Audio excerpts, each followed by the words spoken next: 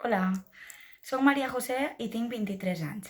Volia contar-vos la meva experiència en el centre Doctor Yusimaro La Cabra d'Eixàtiva.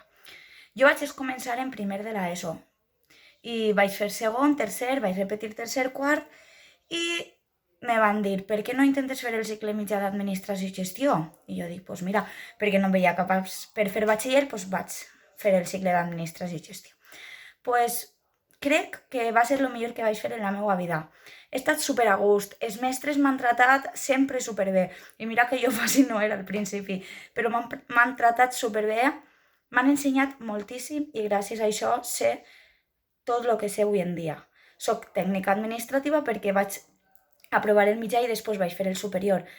En el mitjà me n'he anat d'Erasmus a Itàlia 2 voltes. I després en el superior també me'n vaig anar 15 dies a fer una prova també al sud d'Itàlia. M'ho vaig passar superbé. De fet, encara avui en dia tinc contacte amb les meves amigues italianes i el parle fluid perquè pues, parlen elles en italià. Igual que elles aprenen espanyol, pues, jo vull aprendre italià.